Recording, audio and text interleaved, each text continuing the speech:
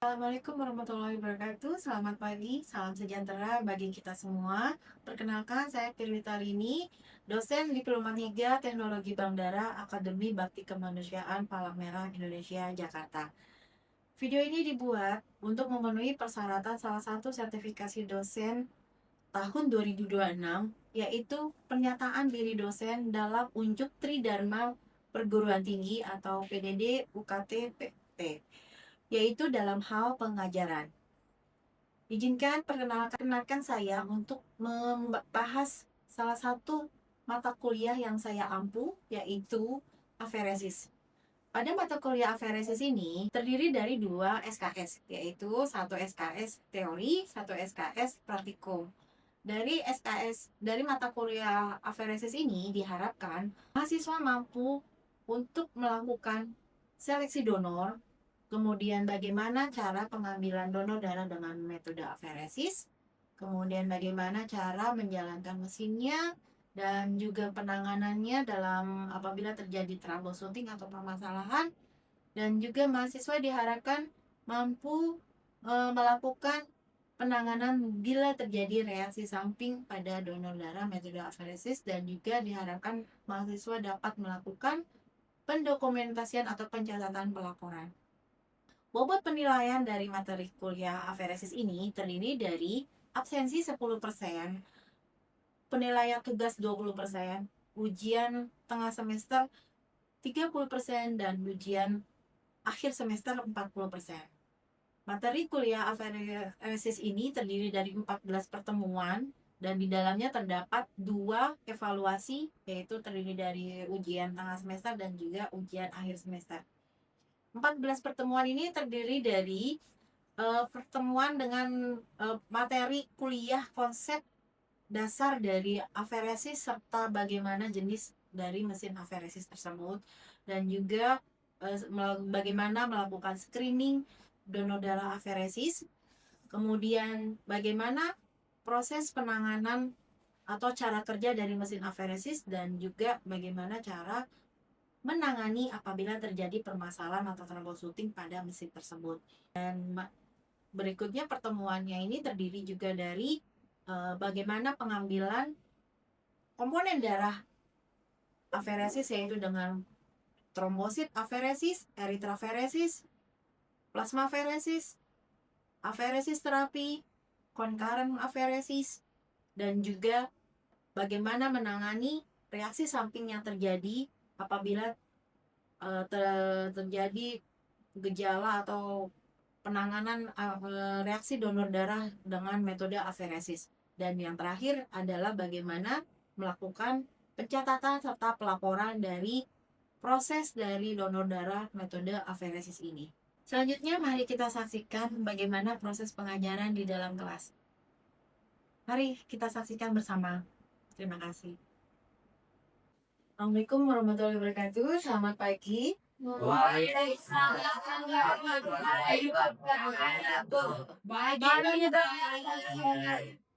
Ya, hari ini adalah hari terakhir kita, pertemuan kita ya, menjelang memasuki UAS ya, ujian akhir semester. Nah, jadi ini pertemuan aferesis yang ke-16. Ya, saya hanya merekap ya, kita mengumpulkan nih, refreshing lagi sebelum kita mulai UAS nanti di minggu depan. Jadi saya hanya menampilkan beberapa bentuk dari mesin-mesin aferesis ini ya. Jadi kan kita tahu bahwa aferesis ada menggunakan, dari pertemuan saya ada dua metode ya, jadi dua mesin, yaitu mesin dengan hemodinamik dan juga dari teluru. Nah, sedangkan dengan dua mesin ini sebenarnya memang paling banyak digunakan di Indonesia saat ini ya, karena ya tadi bedanya yang satu model portable ya, bisa ditaruh di atas meja, yang satunya lagi dia bentuknya standing ya. Dan setiap alat ini masing-masing mempunyai kelebihan dan kekurangan ya. Nah, sekali lagi saya mengingatkan bahwa ada perbedaan sedikit antara seleksi donor, perbedaannya dengan pendonor yang konvensional dengan pendonor yang aferesis. Nah, kalau pendonor konvensional biasanya kan awalnya pemeriksaannya apa? Ada pemeriksaan HB ya, yang ditusuk jarinya ya, HB, terus kemudian golongan darah, terus kemudian timbang badan ya, dan seterusnya nanti lanjut dengan dokter. Nah, kalau di aparesis ada tambahan step lagi, yaitu pertama pengambilan sampling darah. Nah, sampling darah ini adalah untuk pengambilan mengetahui pemeriksaan darah perifer lengkap, yaitu untuk melihat juga kadar dari HB, hematokrit, leukosit, eritrosit, dan juga kadar dari trombositnya. Ya. Nah, jadi di sini kita lihat kalau memang sudah memenuhi persyaratan, ya ini alatnya ya, nanti hasilnya cepat kok, nggak lama kan. Paling setengah jam udah mengeluarkan hasil. Nah, nanti kita lihat hasilnya seperti apa. Nah, kalau udah memenuhi persyaratan, kita tahu bahwa HB-nya berapa minimal 12 12,5 ya. Orang kalian dengan kalian ya. Nanti kalau misalnya realnya dengan donor tuh bagaimana? Nah, jadi kalau kalian sih kebanyakan nantinya akan bekerja yang paling berhadapan dengan pendonor darah untuk aferesis ini. Karena memang dengan zaman sekarang teknologi juga makin canggih, jadi donor banyak pilihan, mau donor konvensional kah atau mau donor dengan cara aferesis ini ya. Jadi donor darah ini sudah banyak kemajuan ya. Jadi kayak misalnya aferesis kan kita harus ada ambil sampel darah dulu. Jadi itu harus diingat bahwa perbedaan antara konvensional adalah pengambilan sampling darahnya jadi penting. Jadi DPL ya, darah perifer lengkap, sudah singkatannya DPL. Jadi di sini nanti akan diperiksa HB, hematokrit, trombosit, leukosit, kemudian juga eritrosit ya. Nah, itu nanti kelihatan hasilnya. Nah, kemudian kita akan setelah hasilnya bagus sesuai dengan persyaratan, nanti kita masukin ke dalam mesin ya, modulnya. Nanti baru kita akan memulai proses aferesis ini ya. Jadi ini dimasukin, alatnya sudah terpasang. Nanti kita tinggal pencet modulnya di sini ya. Nah, ini beberapa modul ya. Ini contoh saya masukkan yang terima. Karena nanti kamu belum pernah lihat ya. Karena kalau hemonetik mungkin praktikum udah biasa. Tapi kalau terima ya, ini hanya nanti ketemu pada saat kalian PKL ataupun nanti memang sudah bekerja di universitas ya. Nah, ini jadi monitornya beda ya. Kalau yang itu kan dari tutupnya kalian buka dari kelihatan monitor. Kalau ini kan dia standing, jadi udah kanan seperti ini. Karena bagus tidak dengan ceritanya. Kalau misalnya ada yang bermasalah, nah itu kita harus cari dulu masalahnya apa. Kalau bisa diselesaikan saat itu, kita lanjut pada proses pengambilan donornya. Nah, ini jadi pada saat sudah mulai proses. Nah, ini udah kurang lebih udah proses dulu jalan dan setengah jalan. Karena di sini sudah sampai 5.000 mililiter yang sudah terkumpul. Tapi biasanya udah kurang lebih sisa sampai selesai ya, 2/3 proses. Dan ini udah pasti. Kemarin udah pencatatan dan pelaporan ya. Nah, jadi setiap langkah dimanapun kamu melakukan praktikum ataupun di bagian apapun ya, mau pengolahan darah ataupun hematologi, aferesis ya, donor darah, tetap harus ada dokumentasi catatan dan pelaporan ini. Jadi step-stepnya harus diisi. Yang kayak kemarin itu misalnya sampai 4 tahap mana nih, draw nanti ada catatan harus kita lakukan. Apakah ada keluhan di pasien donornya ya, nanti juga pas return juga ada nggak keluhan di pendonornya. Nah, ini semua harus tercatat ya, jangan sampai kita tidak melakukan dokumentasi. Nah, ini contohnya juga. Nah, kalau ini punya siapa, ayo? Ya, jadi berbeda ya pandangan layar monitornya antara yang emuliotik dengan ada yang ingat apa bedanya, apa kelebihannya? Kalau yang emuliotik pakai protokol. Oke, kalau ini nggak perlu. Jadi ayo Nina menambahkan tapi lebarnya banyak. Oke, Satu perbedaannya, yang satu pakai protokol, pakai card, yang satu tidak. Nah, yang satunya lagi lebih simple ya, karena tidak pakai bol ya, langsung nempel di itunya ya, bodi mesinnya. Terus apa lagi? Apa lagi? Ada printannya. Kalau Tempo ada printannya gitu. Hasilnya. Data. Gak ada. Gak ada. Dan perintan hasil semua sama-sama di layar. Apa? Berat apa nih? Ya berat badan hasil, tapi ada yang lebih penting lagi yang harus kalian ingat. Waktunya lebih cepat ya. Waktu betul lebih singkat yang ini. Satu lagi Pengambilan safety. Jangan lupa safety. Safety-nya kenapa? Ayo. Nah, jadi makanya dia bilang lebih safety juga karena volumenya sedikit yang masuk ke dalam mesin. Ya, kalau yang alat A ini volumenya sangat banyak masuk ke dalam bol. Nah, makanya kadang-kadang kalau misalnya donornya nggak sehat, makanya harus kejujuran pendonor itu penting. Dan sebagai dokter ataupun petugas kamu harus nanyain lagi, ada riwayat sakit jantung nggak, atau ada riwayat nyeri dada nggak. Nah itu nggak boleh jadi pendonor ya, karena volume darah kita tuh sebagian banyak di mesin dulu, nah diolah diputar itu baru kemudian darah kita dikembalikan lagi ke tubuh pendonor. Yang makanya benar-benar dipilih pendonor yang sehat ya, siap semuanya. Jadi kita harus pintar mengorek, menseleksi pendonornya sampai ya kita pun nanti bisa tenang pada saat pengambilan darah donor itu. Oke, ada yang mau ditanyakan? Perihal aferesis? Oh, volume ekstrakorporal. Maksudnya dia kan volume darah yang memang di luar dari tubuh. Ya, jadi kan ini kan dia di draw. Istilahnya kan di sini namanya mesinnya di aferesis itu draw tuh disedot. Mungkin kita akan bahas platelet aja ya, promosi karena yang memang sekarang lagi paling banyak diambil donor platelet ya. Nah, jadi nanti kalau dia mau diambil plateletnya, ya memang itu ekstrakorporal itu sebuah whole blood, sebutannya whole blood. Sama aja kayak satu kantong darah whole blood. Cuma bedanya ini dipindahkan ke mesin, disentrifuge dulu, kemudian nanti plateletnya trombositnya masuk ke dalam kantong, langsung sebagian plasma.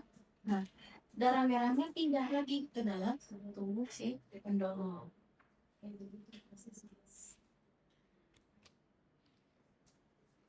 Kira-kira udah paham?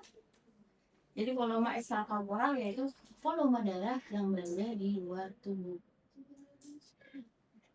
Kalau yang di alat A ini sih emang dia kurang lebih bisa sampai 500 mili sekali cycle sekali sebelumnya. Kalau yang satunya lagi lebih kurang, sampai 500. Makanya cukup besar ya kan, lumayan. Makanya berat badannya harus minimal 5 ya. Jadi bukan 5, jadi harus minimal 5. Makanya saya sambil balikin lagi flashback dengan salad dan karbohidrat ini. Jadi sampai oke, ada lagi yang mau ditanyakan?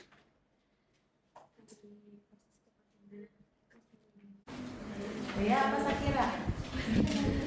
Ya, Ya, tadi dia bertanya, itu tuh untuk penggunaan ACDA-nya tuh antara mesin MGS hemodetek sama Terumo itu sama apa enggak? Kan kalau di MGS itu kan dideteksi lewat tetesan. Nah kalau di Terumo tuh sama menggunakan yang dideteksi lewat tetesan apa? Sama. Jadi deteksi lewat tetesan juga. Karena dia juga ada aliran pompanya seperti yang di. Nah, ini kan ada pompa juga ya. Dan ini juga ini tetesan. Yang membedakan hanya dari proses mesinnya. Ya. Jadi yang tadi pertama karena volumenya dan dia juga nggak pakai card. Jadi jatuhnya hanya di monitor mesin. Langsung. Jadi kalau nggak pakai card juga aman. Berarti kita mulai detailnya. Tapi kalau misalnya kalau nggak ada card udah nggak jadi proses aferesis. Ya bedanya. Jadi kalau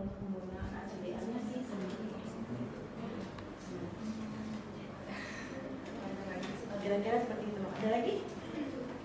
Sudah paham ya? Ya, nggak apa-apa, nanya lagi boleh. Boleh. Kan kalau yang MCS itu kalau misalkan di lampu kan juga masih ada selang waktu gitu ya, masih ada geser 30 menit. Kalau yang ini kayak gitu juga ya? Sama.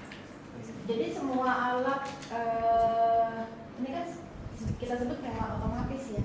Jadi namanya alat yang seperti ini dia memang diciptakan harus mempunyai cadangan energi.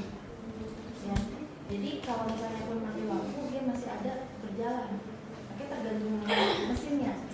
Apakah dia masih bisa menyediakan cadangan energi dalam waktu setengah jam untuk mesin yang magnetik, dan untuk teknologi pun juga bisa antara setengah sampai 1 jam. Biasanya sih maksimum di tiap alat maksimum di 1 jam. Ya. Karena dia harus mengembalikan dulu prosesnya. Karena seharusnya sih namanya kalau udah mati lampu harusnya si UTD-nya langsung, nggak nunggu waktu 1 menit, harusnya mainannya detik itu udah langsung genset ya. Kalau sampai bermenit-menit berarti biasanya ada masalah. Itu berlaku juga kalau di rumah sakit. Bagaimana kalau misalnya dibuat dipakai buat terapi? Nah, kalau donor mungkin masih bisa karena dia memang dari orang sana, tapi kalau pas dipakai mati lampu. Makanya mereka diciptakan harus mempunyai cadangan energi.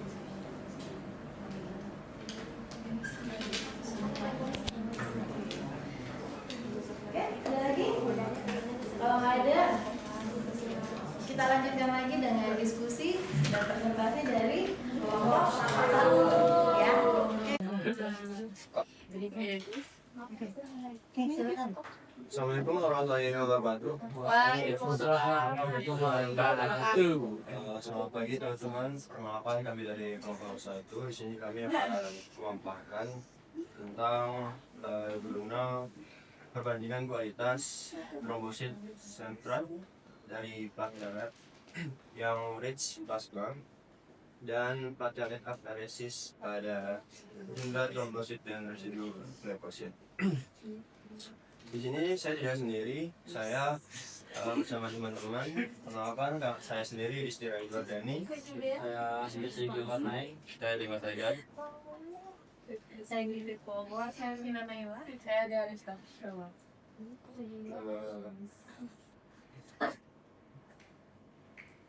Latar belakang transfusi trombosit merupakan salah satu terapi utama yang diberikan kepada pasien yang mengalami trombositopenia atau penurunan jumlah trombosit, seperti pada penderita leukemia, anemia aplastik maupun pasien yang menjalani kemoterapi.